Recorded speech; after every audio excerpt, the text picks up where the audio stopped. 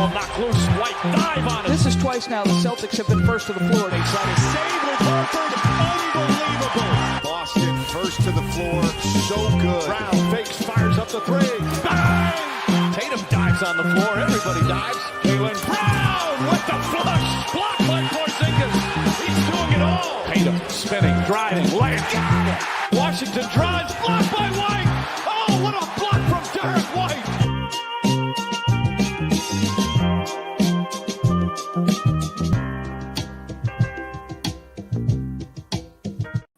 Wayne Spooney here for the First to the Floor podcast. I'm here, as I often am, with Jake Eisenberg and a very special guest. Before we get to him, Jake, how you doing, buddy? Doing good. What are we? We're 5 days post ankle arthroscope. I'm feeling Right. more Chris Middleton than I am Steph Curry. Main takeaway is I don't get opioids. I thought that'd be more fun, but we're good so far. I hear you.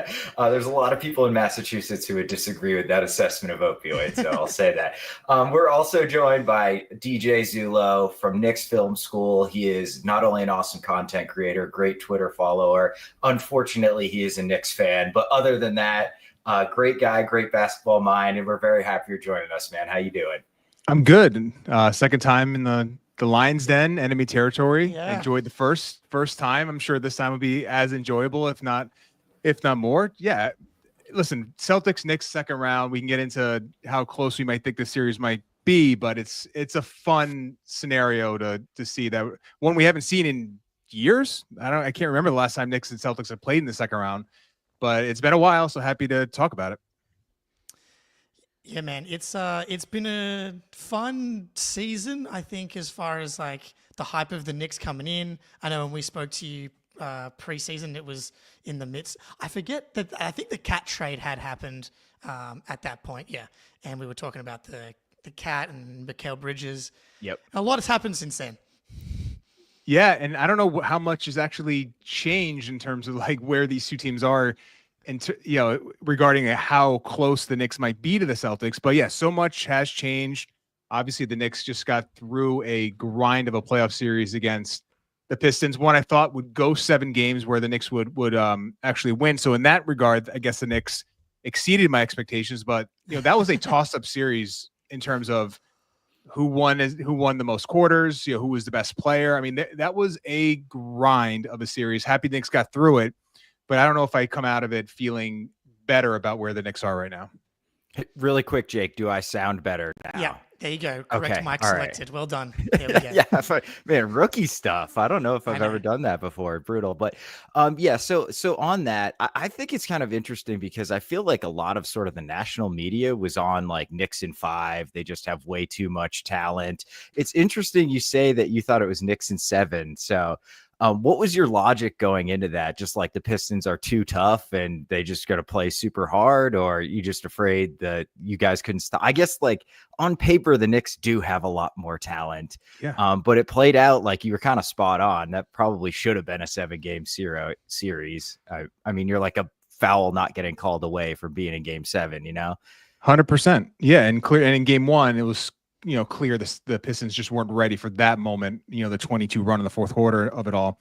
Yeah, it was a lot of the Pistons' defensive ability and the physicality, which, the Knicks, for as good as their offense can be, they lack some basic skills and attributes that make it tough for them to generate offense against really physical, long, athletic teams. Specifically, they don't really have dynamic ball handlers outside of Jalen Brunson. So I thought that would be tough for them against this Piston matchup. But because they did have and do have more talent, I thought that would win out in the end. So while you look at these teams on paper, Knicks clearly are, you would probably pick the Knicks players if you're just drafting them. Maybe the first 5 of the first 6 players might be Knicks, but beyond that, it was more of like how the Knicks have been playing since January 1st and how much the Pistons had been improving throughout the year, where I thought these teams were probably closer in terms of where they were heading into the playoffs versus where the Knicks were in November, December. Best offense, one of the best offenses in the NBA. The Knicks offense has deteriorated pretty steadily since about December, and we can get into some of those reasons. So I didn't love how the Knicks were heading into the playoffs, and I thought the Pistons had the athletes and had the skill and talent to make life tough on them on the defensive end, and it kind of played out that way. Yeah, I wish that was actually one of my learnings from the first round, and like predictions is like just to go with my gut a little bit. Like when I saw the Knicks Pistons finally get set, I was like, it feels like the Pistons are going to be able to hang 6 or 7, but then I saw betting odds and I start to listen to a bunch of different people, and I'm like, I kind of got convinced into picking Knicks in 5. And then it played out like very similarly to my like initial feelings. I felt this. I'm so mad at myself for guzzling the Lakers Kool-Aid. That's maybe Me too. regret from round one, but yeah, the Knicks, and following you guys, like seeing the starting lineup numbers for the Knicks, especially in that back half, and the Pistons were kind of like the inverse of the Knicks in that way, in that they closed the second half of the season really strong, really after starting, like you can almost throw out like the first 15, 20 games for the Pistons because they were like a different team for the back 2/3. And but you know, Brunson, I was like, he'll be the difference. The Pistons like to play some traditional drop coverage stuff. They should be able to get Cat going a little bit, but they weren't really able to get a ton going outside of, like, Brunson was just the hero, like, over and over again. Yep. Oh, yeah, if you look at game 6, and it was a slog for the Knicks in terms of generating offense, and if it really wasn't, you know, it's like one of those moves where you look back at it. If JB Bickerstaff didn't sub out Asar Thompson to allow Brunson to have some reps against Dennis Schroeder, he ended up scoring 5 points on that like 2-3 minutes that Asar Thompson was out of the game. And it really felt like that was the only way the Knicks were going to generate offense, because they still haven't figured out a consistent way to generate Karl Anthony Towns looks when he has a big wing on him. And that plays right into this series, because again, the Celtics are it's going to be Tatum likely to start. It's going to be some Jaylen Brown. If the Knicks don't get some cross-match opportunities, which I think is going to be critical to the Knicks generating good offense, they're going to have to figure out a way to get Towns going against a big wing, which still remains a conundrum for this team, a big puzzle they haven't figured out yet. And, you know, the Pistons, they were equipped to do it sometimes, but when Tobias Harris was not on the floor, they really were resistant to putting another wing on Cat. They were only really trusting Harris to handle that matchup. So Cat did get plenty of opportunities against Jalen Duren, against Paul Reed. Unless it's going to be that cross match scenario, he's not going to get that opportunity against the Celtics. Yeah, it's funny. I was trying to like add up the points that the Knicks actually won the series by last night, and so it's like they won this overall series by 8 points. And shout out the Discord. I was like, I feel like I'm getting 6 points here, but for some reason I couldn't add 120. Jake's not a math guy. Subtracted by whatever 11 was. And so 8 points by the series, and the Pistons shot only 32.4% from 3 for the series. And I was like, if you're looking at a number that would concern me as a Knicks fan going into the next series, like that right there is like, the C's are probably going to get up some higher volume, and 32% is like a really, really like outlier low number for like an actual series for the Celtics. Oh yeah, and that seems like a wild expectation. I think the Celtics will shoot that low, and you know, in Game 6 they started going under on all the Cade Cunningham ball screens, and it really disrupted anything the Pistons were trying to do in the last like 5-6 minutes of that fourth quarter. And Cunningham clearly wasn't confident in his shooting. Ended up going 5 for 28 from 3 in the series, turned it over a bunch. For as dynamic as he was through a lot of that series, in the fourth quarter of some of those games really showed some of those deficiencies that you're just not going to get from the Celtics wings as ball handlers. So I think the Knicks were lucky in that part. Also factoring in that Anunoby, and then think when Mitchell Robinson was in the game, they were really did a nice job of containing the ball and then rear contesting, trying to make it difficult, weakening Cade to his left hand, which I think is going to be something they're going to try to do with Tatum. And if Cat can actually arrive with the screen and not be late in catch-up mode, and the Celtics are fantastic at making that a thing with their ram screening action and just how quick their pace is.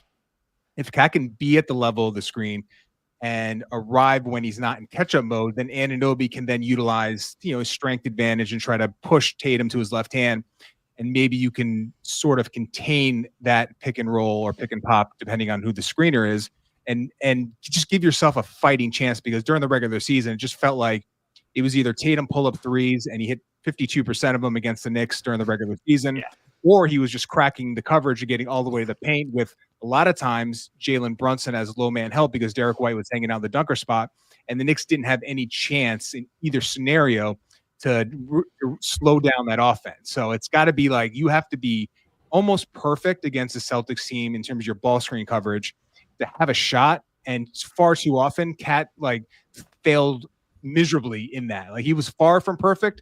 Perfect is a lot to ask for him. I get it, but you can't have so many just mental and physical errors that allow Tatum open threes and then just complete four ways to the basket. That's where, for this series, the most critical aspect for the Knicks in terms of slowing them down is going to lie.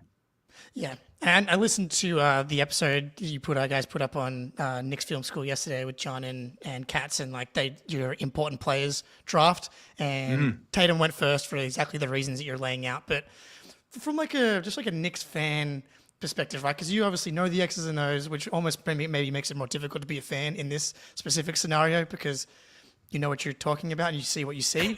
But like there's still a fan element to this, right? Like, and the reality is, sports, you play the games for a reason, and like kind of what's like that part of your brain mentality, or Knicks fans mentality, kind of coming in like, it's a playoffs, anything can happen.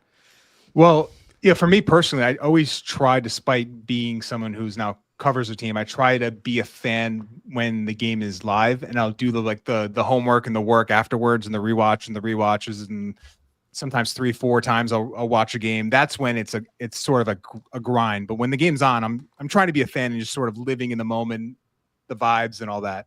But for this particular series, I think for Knicks fans, it's like two things jump out. One, I think you're going to get some clear answers about what this core group is and what this coach is going forward. Because if you bow out in 5 games and you're largely not competitive, then you're presented with clear evidence that you are not championship material, and you can then base your offseason off that information. If you're highly competitive and it's a 6-7 game series and you're in these games and you can sort of talk yourself into beating them, then maybe it's more tinkering around the edges in terms of like what you do in the offseason. So I think for data collection, I don't think you could have asked for a better opponent in terms of like trying to really size up where you are as an organization right now. And then the second thing is, I think you're just gauging from Knicks fans. It feels like, house money isn't the right phrase, but there is like a little bit of pressure is now off because the worst case scenario was avoided. You didn't lose to the Pistons in the first round. So now it's like, can we just be competitive with this team? And I'm skeptical that'll be the case, but I think that's where the Knicks fan is right now. Can you prove yourself to be a worthy opponent to I think the best team in basketball? And I think that's where Knicks fans are right now. And I think it's a fair position to be based on what they did to sort of compete with them, with the moves they made in the all-in scenario, with the draft capital they sent out and the players they sent out. Now we can really see, like, were those moves made and did they not work out? Or can you see a scenario where they do work out? You just need to add a little bit to it. You brought up Tibbs. I think this is a massive series for Tibbs' future as the New York Knicks coach. So 2 questions, essentially. What happened to the offense? Because, like, I remember watching you guys, might have been beginning of the season, might have been last year. I remember thinking, like, I cannot believe Tom Thibodeau is coaching this team, because it's like, oh, Chicago action into like flows into a pick and roll. And then there's more weak side stuff. And all of a sudden there's like a hammer screen. It's like, what is happening? This looks like the Warriors. And then now it's like almost unrecognizable a year later. And largely what's happened is you've increased the offensive talent. So you'd imagine it would get, keep that sort of original strategy of like the ball player, multiple ball handlers. Cause like, I know Anunoby is not like, secondary playmaker and like Drew Holiday mold, but like you get him coming off like a screen to his right hand, getting downhill, like he's tough to stop, and he'll make like the right read. If there's corner help or something, he'll hit the easy pass. So what happened offensively? Because it was brutal against Detroit at times, like brutal. And then what does he need to do to keep his job? Because I feel like if you guys lose in 5 and there's like 3 20-point blowouts, he's probably gone. Yeah, well, let me just answer that last part. If they lose in 5 and there's multiple blowouts, he's not going to be back. And I think I think most folks that cover the team, I think, would agree with that assessment. That he has to have not just be competitive. I think he has to display that he has raised the ceiling or can raise the ceiling enough for this team to be a worthy competitor against the Celtics. I think that has to be the bare minimum in terms of what he has to show. And then regarding the offense, so for last year, I think you had all the injuries, Julius Randle going down in January. You had basically a roster that was built just around Jalen Brunson, and you had to develop all these different creative solutions to generate offense for him, despite talent maybe not being commensurate with like where the production was. Like they had like the sums of what is it? The sum of the parts was greater than the sum of the parts. Yeah, they actually had that last year, where it's been the inverse this year, where it just feels like they've never really developed to the point, other than the first couple of months of the season, enough camaraderie, synergy, connection to really almost transcend the talent on the team. And I think last year it was almost because they had to do it. And it was a lot of like hub stuff with Hartenstein and blind pig action, where you're almost like using the gravity of Brunson top blocking him against this. So they have some like creative triangle stuff in there. And it was a very unique offense, where this year it almost like they got so much value out of the Brunson Cat 2-man game for the first month and a half, 2 months, where it was the most lethal 2-man action in the NBA for that period of time. And they were blowing teams out, not the best teams, which we know opening night was a clear indication of that, but against the rest of the NBA, they were as good an offense as there was in the league. The Cat Brunson 2-man game was the driver of that. And then when teams just really leaned into putting the center on Hart, putting a wing on Cat, it made it really tough for the Knicks to generate elite level offense. And the 3-point volume dried up. Life was harder on Brunson. They never really developed a clean way to get Cat going against those matchups. And that still remains a question mark. And the Pistons series was another indication of that. Cat had some really phenomenal games and other games where he just wasn't involved. And I think that's where the frustration is as a Knicks fan. You had ample opportunity. My colleague Benji talked about, like, they had the 3rd seed pretty much locked up for the last like 20 games of the season, where you could have used that time to experiment with some lineup configurations to make it harder for teams just to stick their center on Josh Hart. Deuce McBride could have been more of a weapon in that, to at least make teams question whether or not it's worth them putting a center on, whether it's McBride or Anunoby. Would have been a tougher scenario for teams to do that with. Maybe they still would have, but you didn't really gain that information in a time where you really weren't needed. You didn't need the wins to get a better seed. So that's where I think the biggest criticism of Thibodeau lies, is that the starting lineup has been underwhelming the entire year. He stuck with it. He never really vacillated. The McBride piece of it, he's been terrible in the playoffs. I'm the first to admit that. I've been critical of him. Yet in the regular season, if you look at all the Knicks' best lineups, he is a constant in all of them. So I think you had enough of a sample size to think he could be a factor here. And it'll be interesting to see if there is any adjustment with the lineup configuration to try to make that center on Hart situation a little bit more difficult for the Celtics. But I think those are where the offense sort of bogged down, and where the criticism for, I think, Tibbs is the most prevalent. Deuce McBride is one of those guys. I mean, I don't have to tell Spoonie about Deuce my guy. McBride. There's My guy. WVU show. Oh, there you go. Yeah. I like that. Yeah, it's like, Spoonie was on it, honestly, from the jump when he came into the league. And it's fun. He's one of those guys. I mean, he's been a great shooter all year long, as he said, in all those lineups. But he's one of those guys, like, every time I watch, I'm convinced he's never missed a shot. That's like every game that I watch of Deuce McBride's, he hits. And it's like confidence, dude, through the roof. And to see what he did in that Pistons series was like quite jarring because Yeah. the missed shots is the missed shots. That happens.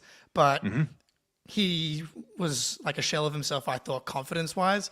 And Sure. like that probably goes back to what you're saying. It's like, could they have instilled more belief in like his like value to the team? It's like, we might need you to start. It almost reminds me of when Brad Stevens started Gerald Green when the Celtics were down 0-2 in the against the Bulls. It's like you just needed like a clear like matchup difference like that the Bulls are doing to the Celtics. It's like and that kind. I mean, Rondo got injured as well, but like that does kind of potentially solve the problem if Deuce is going to come out and pretend like he's Peyton Pritchard instead. Well, I remember like there was a time where Pritchard versus Deuce was like a real conversation in terms of like who was the better 6-man guard coming off your bench. And unfortunately, I think you hit the nail on the head in terms of the confidence. And it's he hasn't necessarily been the same shooter this year. So it's like part of me is I take the lineup data and I'm like, all right, that's real. He's in all the Knicks best lineups, but I watched him this year and I'm just like, he's not the same guy. His finishing has been terrible. He's, he shot well this year, but it wasn't, the 40% that he shot last year. And defensively, I think at point of attack, he's really good, but the size is a problem for him against some of the bigger wings.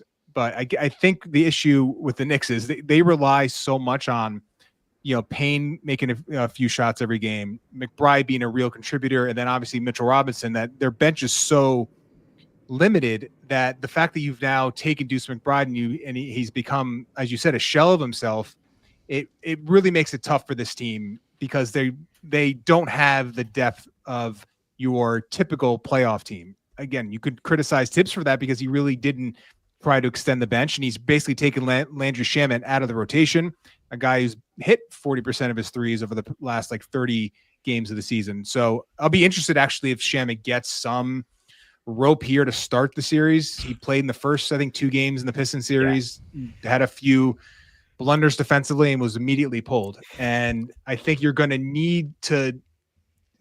going to be competitive in terms of the 3-point volume, but Shamet is one of the guys that can get a fair amount of threes up in a short amount of time. We know McBride is, and Payne can do that. So you need these guys to perform. And, I really think McBride will maybe talk about the most important players.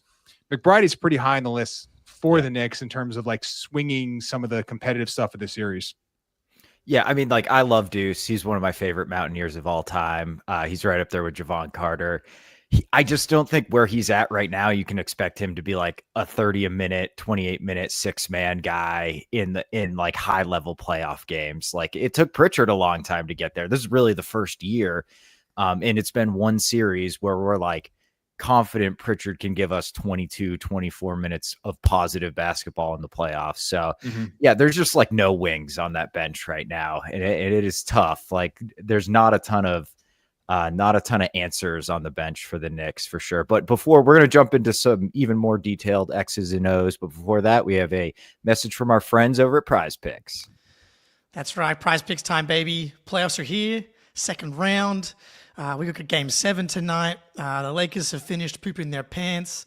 Apparently, Steph Curry is going to lose to Steven Adams tonight. So we got second round Knicks, Celtics. I think the safe bet so far is we're going to go Jason Tatum more points.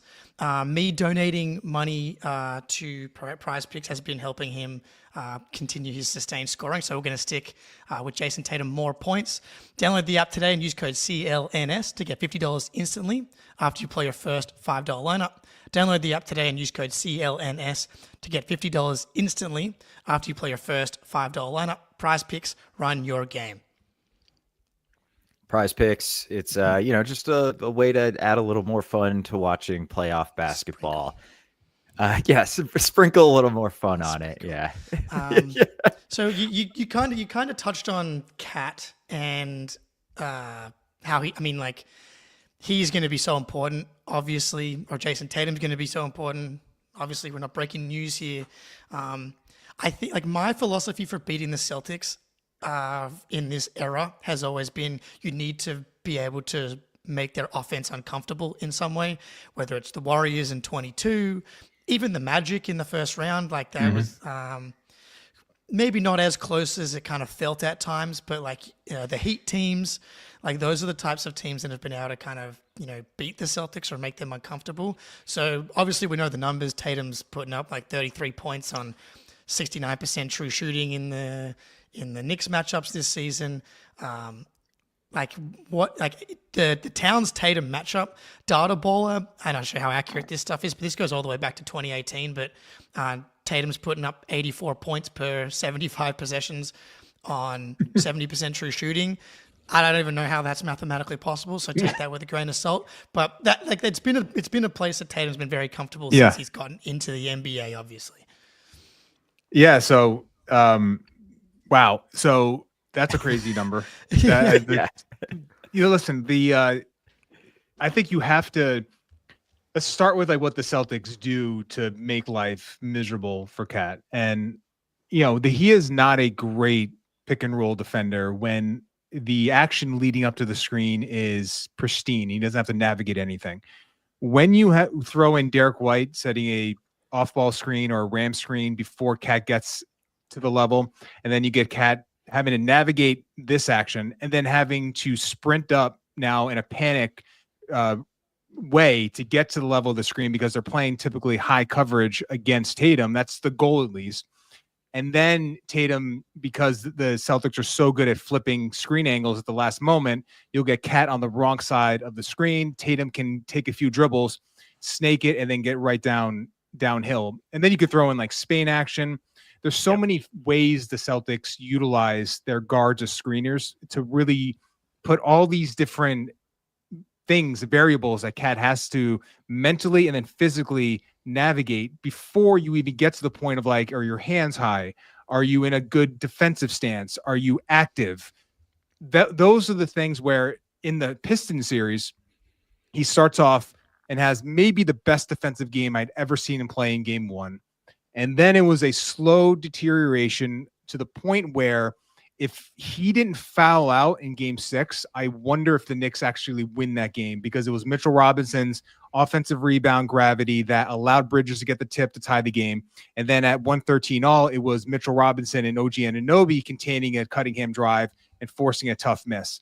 So the Knicks, frankly, don't have a shot in the series if Cat isn't at his, not just his best, but like exceeding his best in terms of being able to contain and help support Anunoby or Bridges in the Tatum ball screen action. Because I think Anunoby will do his job, and that's whether that's weakening Tatum or forcing him to the baseline. He'll do his job in that way. But if Cat is consistently late, and now because he's late, he has to put himself in a drop, and now Tatum can get to his pull-up.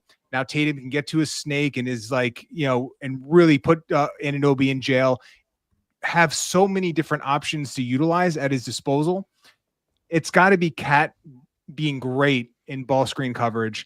And if that isn't in the cards, then all the stuff we're going to talk about, it is moot because it's going to be Tatum averaging 30 plus on high efficiency. And it's either going to be pull up threes or it's just going to be consistent paint touches with a lot of times Jalen Brunson being your last line of defense. And that is just not a scenario where the Knicks can score with them on the other end. And it's going to be a 4 or 5 game series. So I'm skeptical of that. Cat is up to the task, but maybe he surprises me and maybe he surprises most Knicks fans and has a great defensive series. I just need to see it before I can like really buy into that. Yeah, I think that's fair. That he's not really shown anything in his career to show like when you have an elite offensive team that does make you run through multiple screens before you even get to the on-ball action. Like he's just always behind the play mentally and physically. I've never seen Tatum snake more pick and rolls than against Karl Anthony Towns this season. Like it was just absurd at times. So I'm glad you called out the Spain because I posted a few highlights after I think our 4th game, maybe our 3rd game of us just kind of making Cat look rough with Spain pick and rolls because he's set up for the ram, and then all of a sudden that screen's behind him late, and he's like, "Uh-oh." I mean, ruthless is not even a fair description of like what that was when they started using. I'm like, come on, the guy has just mastered the screen in front of him, and now you're throwing it like at his side and his back pocket. He's got to deal with like Hauser screening him. It didn't seem fair. So maybe Joe Mazzulla can like tamp down on that at least to start to get him warmed up in the series a little bit. But yeah, they're a killing machine in terms of like how they target, and the Knicks were targeted a lot in the Pistons series. This is going to be, as you guys know well and good, it's another level in terms of like how much they will hunt and just try to be surgical in their approach against the weakest defender. And the Knicks have two of them you can pick on, at least in the starting lineup. Yeah. Speaking of Brunson, or alluding to Brunson, who do you see him starting on? I imagine it would be Derek White, but the Pistons, you said it, definitely went at him, like per the NBA.com's kind of crappy tracking website, because I no longer have Synergy. He defended 4.5 pick and roll ball handler possessions a game in the regular season. It was 10.8 in the Pistons series. So like attacking Jalen Brunson was like the top of Detroit's game plan. I suspect the Celtics will do the same thing. So like, where do you put him? Is there anything crazy you can try? Like, do you suspect they'll just put him on White and kind of, White will be in the pick and roll action, setting the screen, and we'll go from there? I think White will be the matchup. And I think it might have been the third game where they just, against the Celtics, where they switched him a lot against Tatum and Brown. And I thought he held up better than you would think in those matchups. And then, of course, you were staying out of rotation. Knicks lost the game anyway, so it got a little underplay, but I think that is something the Knicks will try and do. They didn't do it almost at all in the Detroit series, so maybe they'll just continue to have the show recover sort of scheme, which has been their MO with Brunson, to try to keep him out of the action, maybe limit some of the wear and tear of him having to deal with wings like Tatum and Cade Cunningham time and time again. So the issue with Brunson is that it was Hardaway and Beasley were his matchups primarily in the Pistons series when he was in the ball screen action. When he was on Asar Thompson, it was more of the offensive rebounding and the short roll stuff that you had to worry about. When it was Beasley and Hardaway, those guys will set the screen and they're flaring out, popping to the 3-point line, almost primarily. So you can sort of load up your help. You can have an idea of where that ball screener is going. With the Celtics, as you guys know, like they'll set the screen, they'll flare out, they'll pop to the 3-point line, but they'll also like screen under and then slip out into space to almost like a roll to the rim. Tatum, White, they'll all do it. So it's one of those things where you can never really have great awareness of where the screener, once that screen is set, like, are they ghosting it?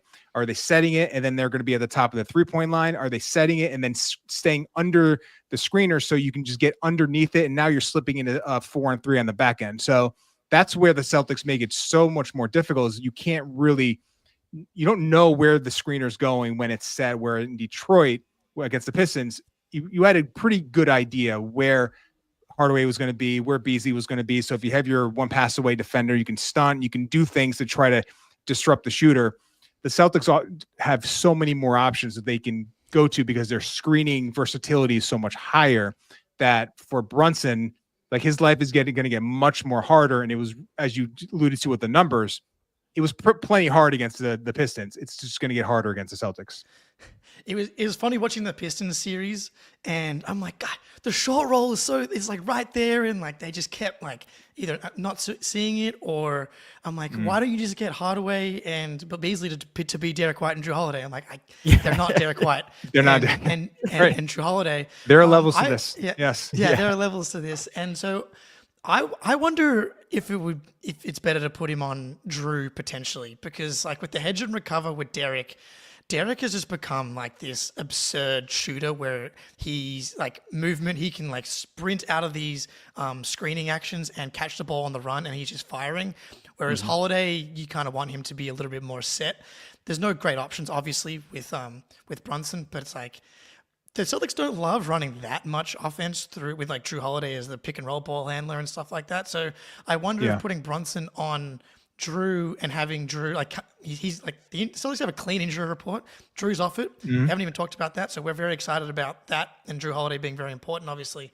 But make him work. He's older. That's the guy as far as like decision making that and playmaking that maybe I trust the least to be impactful potentially. Like if you can get the ball out of Tatum's hands, you're like the Derek White. If he gets 10 threes up in a game, that's like just one of the big check marks for a Celtics like game plan. So getting the ball in Drew Holiday's hands maybe a little bit more.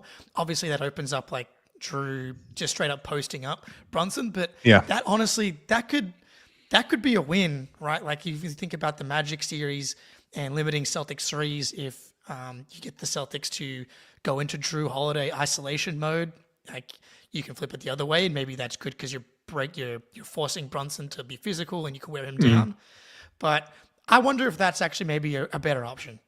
Could be. Yeah, it's fair. I think they do worry about the post-up game. I think they worry about Drew crashing from the corner and some of those. There are times where Brunson would just face guard Holiday, which is always a dead giveaway that you're petrified of the offensive rebound. And it really puts like your teammates in a bad spot when you're like, that's how that Bridges tip, it was Duren face guarding Robinson, and the ball ended up like basically careening right where Duren was face guarding. He just had his back to the ball and he couldn't even generate. He had no idea. So I think that's where it gets, and Tibbs is like, so like hyper focus on defensive rebounding and not having any weak points there. But you make a good point about, it's like, there are a lot of bad options for Brunson. Like what is the one you can live with the most? Right. And I think Drew might be a better option, and we don't know like he is off the injury report, but we don't know like physically where he is in terms of his like peak performance. I mean, no one's at peak performance right now. It's the playoffs, but we don't know like where he is physically and all that. So maybe it's something they end up transitioning to. But you mentioned the Magic series, and there was so much talk about how they were able to suppress the 3-point volume. And that is like a clear attribute of the Orlando Magic, like throughout the regular season. And I think it was most analysts thought the Magic were going to do a pretty good job about that. But I was just watching earlier today, and I was trying to track the Porzingis pick and pop numbers, and I only counted 2 in the whole series against the Magic. Against the Knicks, I think it was 17 in 2 games. So sounds like right. It was it just they were switching everything and having guards switch? Like what was the method to limiting the Porzingis pick and pop numbers or just the volume in general for the Magic?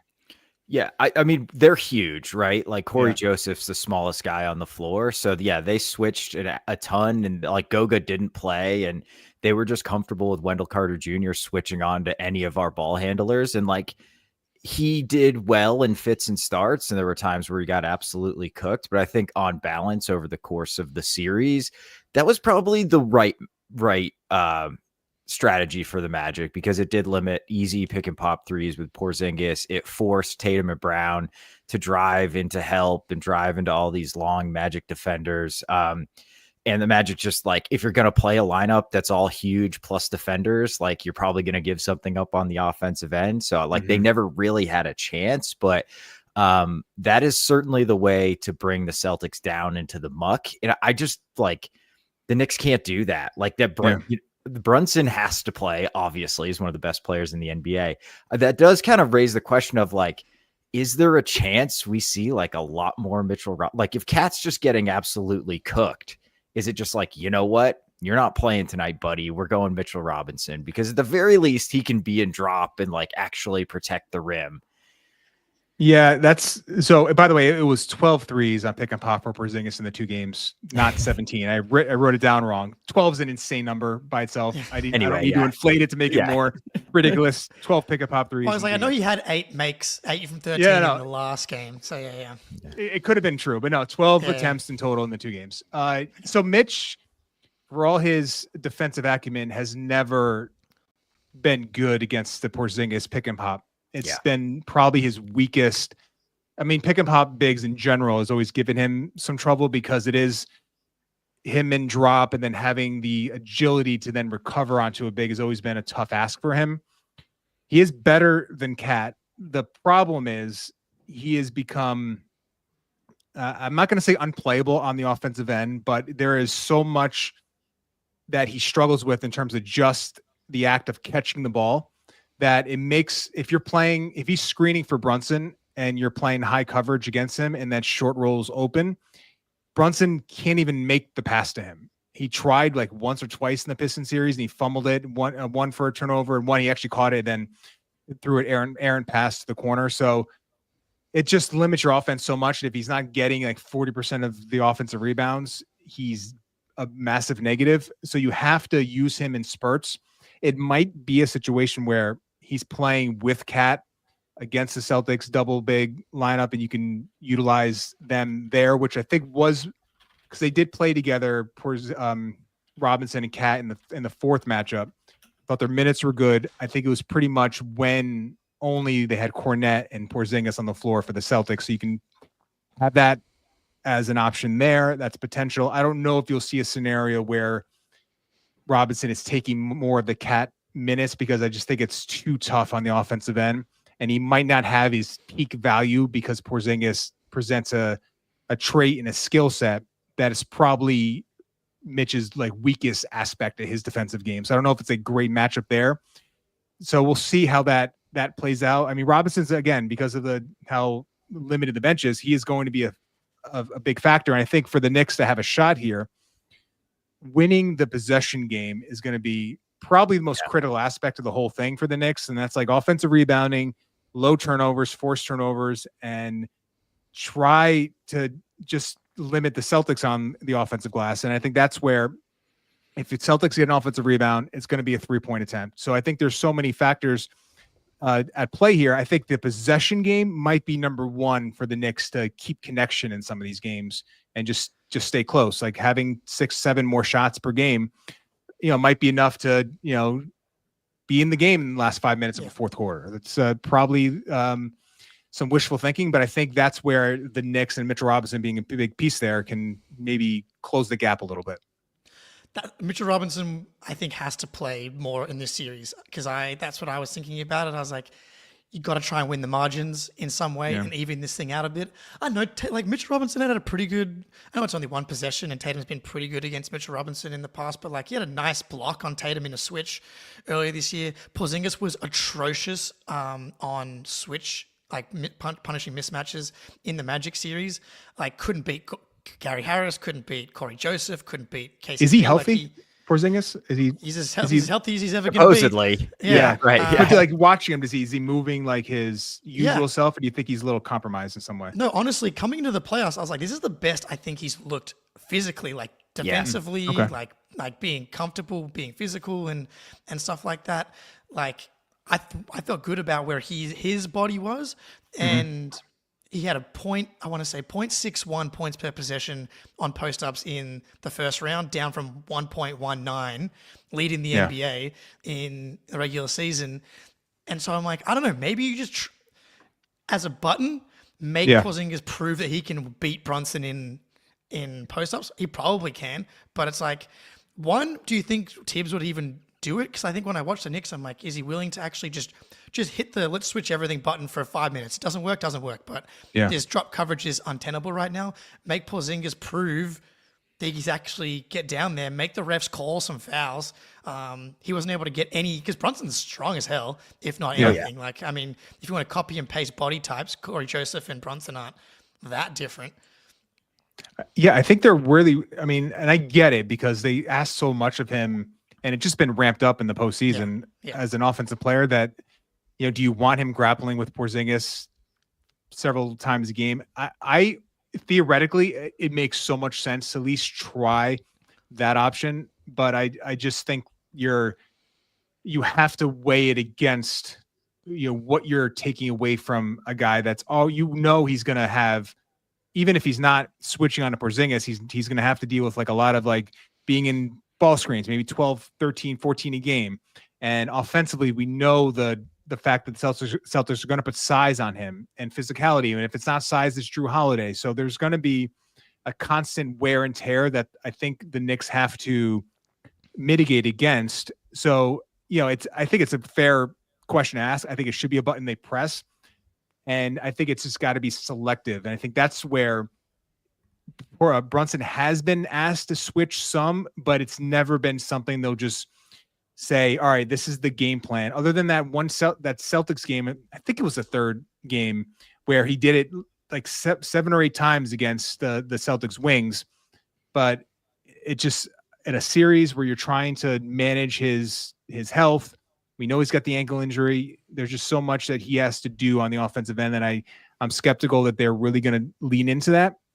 But you got to do something, because you can't let Porzingis sort of have his way and just having, wide open 3-point shots. And the Knicks will do some like veer back switching where they'll have Tatum when he gets downhill, Cat or Robinson will take the Tatum, and then whoever's the guard in that scenario will veer back and get Porzingis. The problem with that is if you're late getting back and you're already at a size disadvantage against Porzingis, then he just shoots over the top. I mean, McBride, if they got burned twice on just that specific switch play. So I think there's ways to maybe do it, but you just have to be so good and so on time with these switches.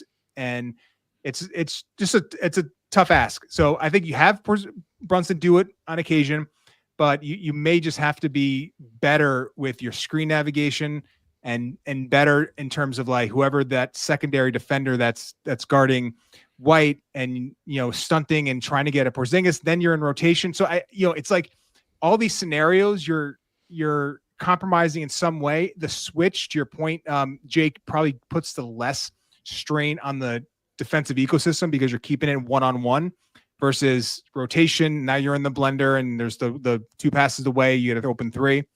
So it's all options have to be on the table. I just think with Brunson, you have to worry about like how much you're taking away from the offensive end.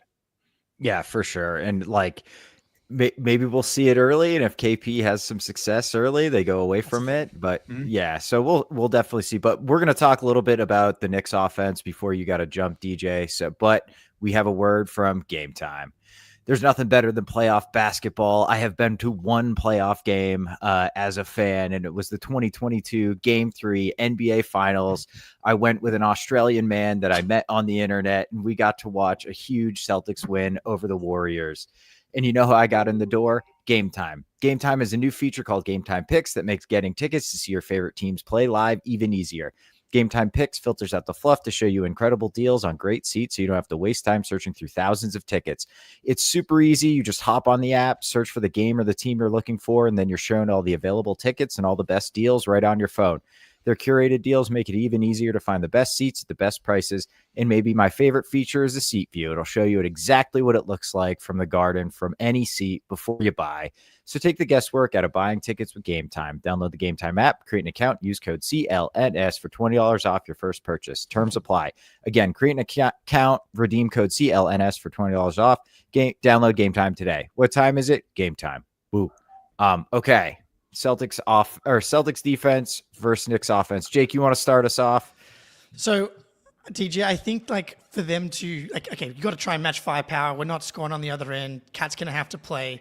I think it's like, okay, can we either up Cat's 3-point volume somehow? It feels like that needs to be something that happens. But obviously, like a bit of a problem against the Celtics when they just put all their wings on them. So regular season, Towns had 2.8 3-point attempts in the 4 matchups per game, which included an overtime game at the end there, which is obviously not going to work. But he had some success in the post in the Piston series, 1.05 points per possession. I think that it's like, can the Knicks get 2 to the ball in some way? Because the game plan is going to be like, we want Brunson taking as many difficult 2-point jump shots as possible. He can obviously make a million of them. That's what he does. But it's like, can we just raise the difficulty on those as much as we can? Other than that, we're not going to bring 2 to the ball. Cat in the post versus Tatum in particular, maybe Jalen or Drew. Like, can that be? That's what I'm envisioning as a place that needs to be explored and maybe stuck with. Yeah, they'll definitely explore it. And, there was some success during the regular season with Cat post-ups.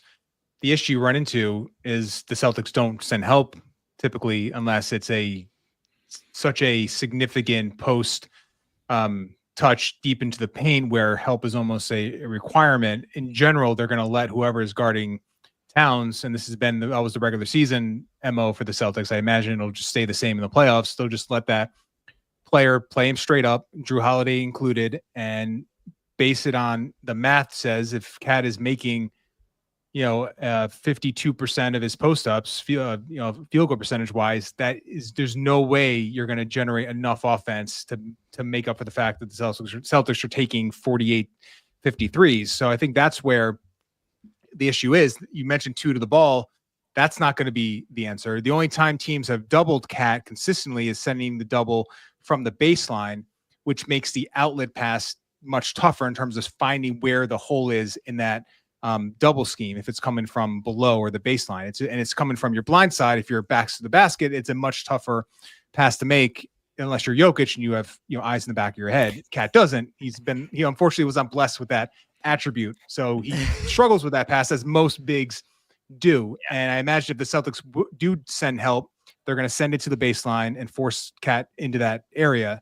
So that's not going to be a way to get 2 to the ball. And when Brunson has had some drop reps against the Celtics, and he's gotten into the paint, specifically when he's had Pritchard guarding him, the Celtics do a good job of making sure that shot that's being taken in the paint is outside the restricted area, and that's going to be a late contest by Kornet or Porzingis, and hopefully if Pritchard is connected, it's a rear contest from his side, and you're not really getting truly 2 to the ball in that scenario. So I think the only way the Knicks have gotten in 2 to the ball and gotten a big advantage has been in like semi or full transition, usually started by Josh Hart grab and go. And that's where I think if there's one area the Knicks need to really try to exploit is if Hart can grab defensive rebounds and just get up the floor, depending on where the Celtics big is in the play. If it's Kornet, he's in offensive rebounding position. It's going to be really hard for him to then get matched up on Hart. You can get some cross matching and maybe Cat on Kornet, you get into the trail 3 game, and then Hart gets into the paint. So this is another interesting stat. So Josh Hart's usage during the regular season was 13.4%. It's a pretty low number. Against the Celtics in the 4 games, it was 19.1. So that's by design. The Celtics are putting the ball in his hands, and they're forcing him to make plays with the ball. Now, if Josh Hart gets into the paint, I think this is where if you're a Knicks fan or even a Celtics fan, you're trying to see what the value of Hart is. When he gets into the paint, is there going to be a collapse? Is there going to be a reaction? Or is it going to be Hart getting into the paint and it's Kornet sort of corralling him and making sure that he doesn't get a shot off, and then it becomes Hart kick out or Hart floater or something to where it's not a true rim touch? That's where I think you're going to really see where the value of Hart is. If he can push the pace, create cross matching, maybe get Cat some trail 3s, and then pressure the rim in transition, that's a way for the Knicks to manufacture some advantages, but it's going to have to likely come in some transition, semi-transition looks, usually fueled by Hart, because I don't know if there's a scenario where in the half court, the Knicks have a clean way to generate an advantage, and that makes it really hard for any offense, but particularly against the Celtics defense. Yeah, to me, that is like the big balancing factor for the Knicks offense this series is like what the Knicks do with like KP's just going to be on Josh Hart and he's going to completely ignore him. So there's ways you can take advantage of that. You can have him like maybe try and sneak cuts baseline behind him when he turns his head. And I know it's crazy talk to not play Josh Hart or limit his minutes, but he was a minus 24.7 net rating against the Celtics this year, which is like not good, if I could put it lightly. No, Deuce McBride was a minus 14.7. And I think that's like better. That kind of highlights. Yeah, that's a lot better. That kind of highlights small victories. Yeah, right. Yeah, he still got crushed by 15 points, but hey, it wasn't 25.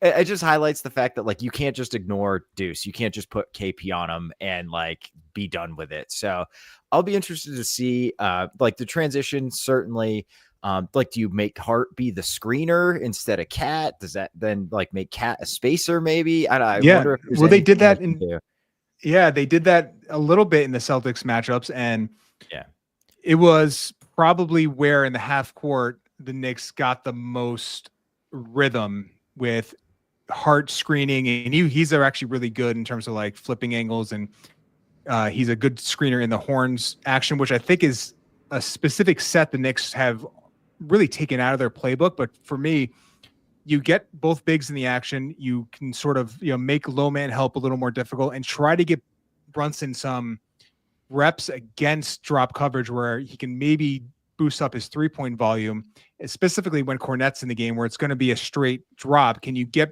Brunson to his right hand, dribbling into the right wing for pull-ups?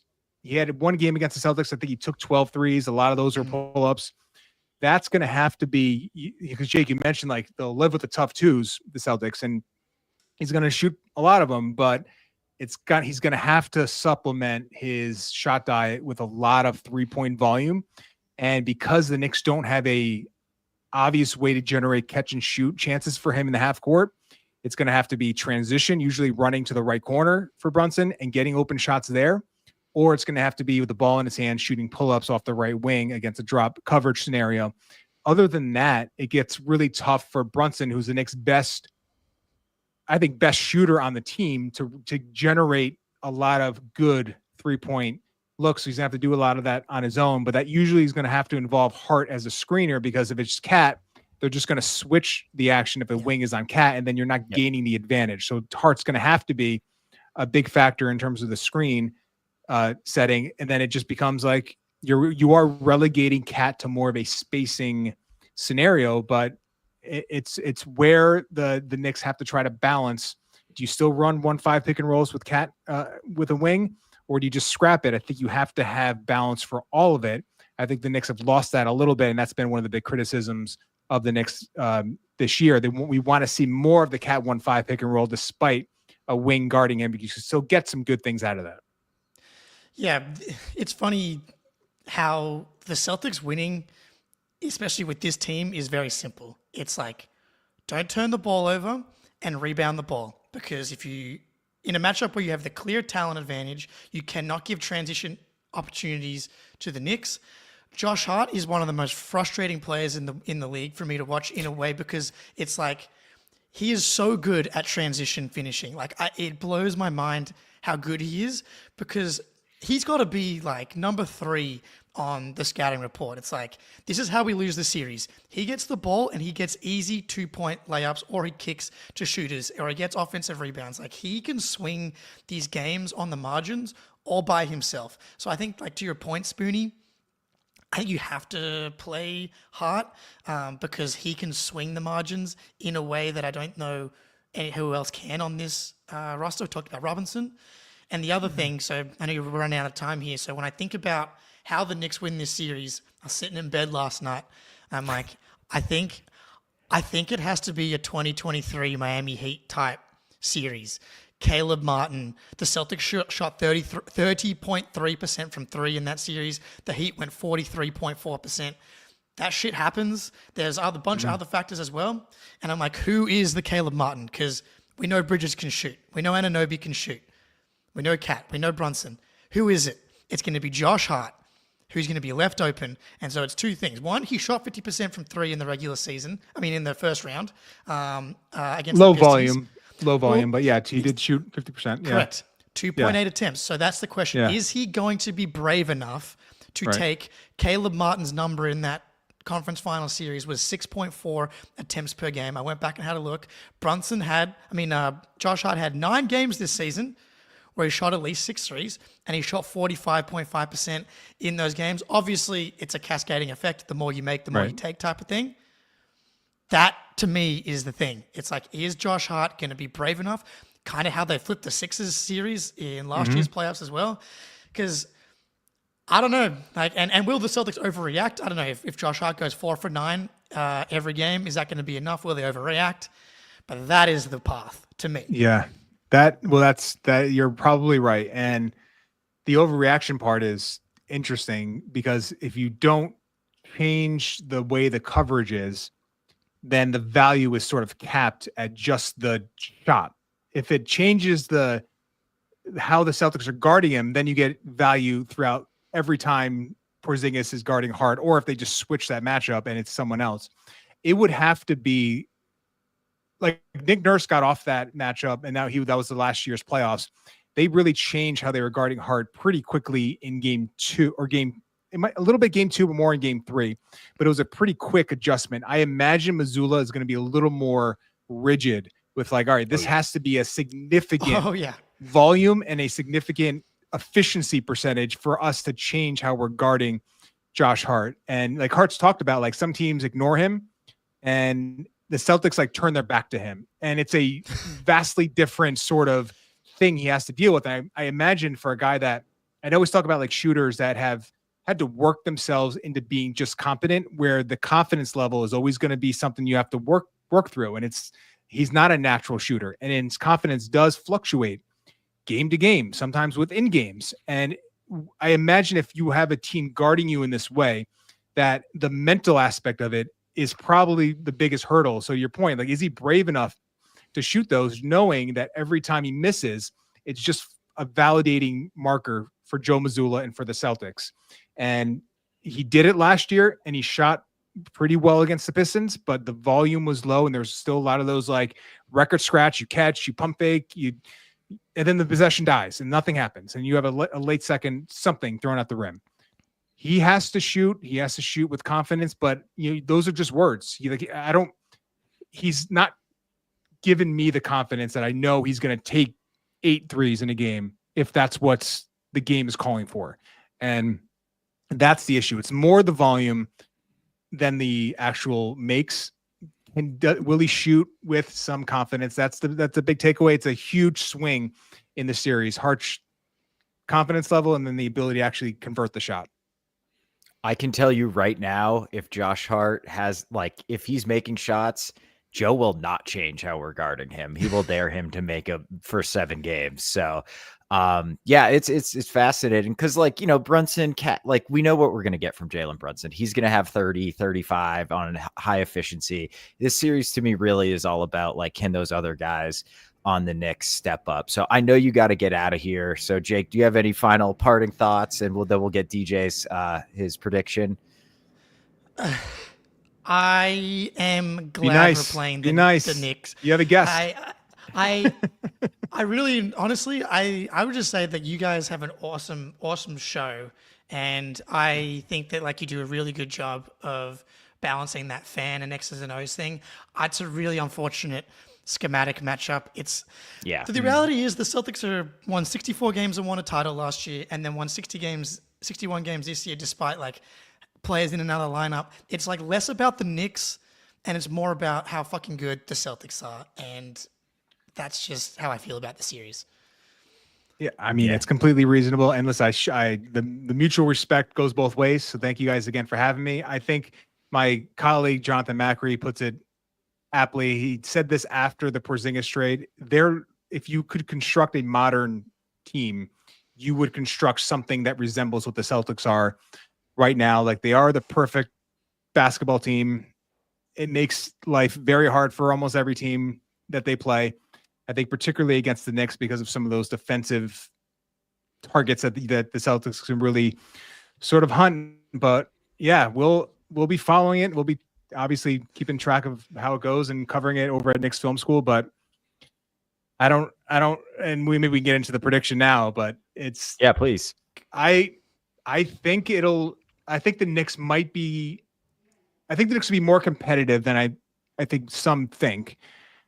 In terms of, I don't know if the Celtics are coming into this series at their best right now. I think there's maybe some, whether Drew's 80%, 70%. I think there's maybe some potential concerns about Jaylen Brown's knee in terms of his peak athleticism and how he's usually comes into these playoffs. So I think the Knicks will win a game. I think they actually win 2. I think they're semi-competitive. I do think the Celtics win. I'll pick the Celtics in 6, give the Knicks credit for maybe Brunson getting them a game and maybe a Celtics shooting variance loss there. So 4-2, and it'll force, I think, some tough questions for the Knicks in the offseason.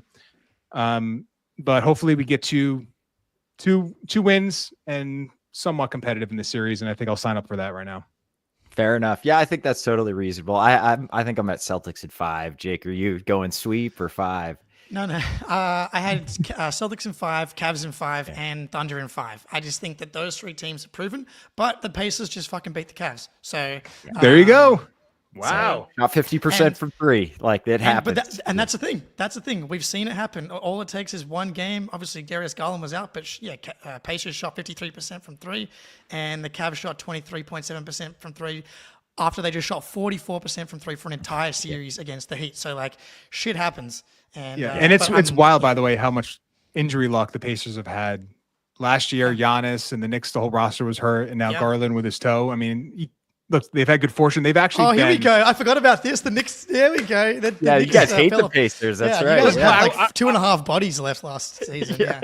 Right. But I was going to say, to end it, I think the Pacers have probably been the most underrated team in the East. They've been legitimately good for a while and almost flown under the radar because they got off to like a average start, and Halliburton really turned it on late. I actually picked the Pacers to beat the Cavs.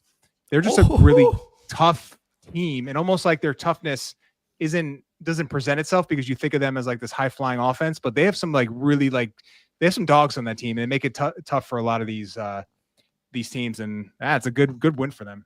Playoff Nemhard. For sure. Yeah, I know, man. He's so good. He's just Jalen Brunson with a bit of defense. It's crazy now. He's a sicko. All right. We gotta let you go, DJ. Thanks again. Thank you, guys. At DJ Ace NBA Knicks Film School. It's a great show. Jake, I'll talk to you soon. We are out. Peace.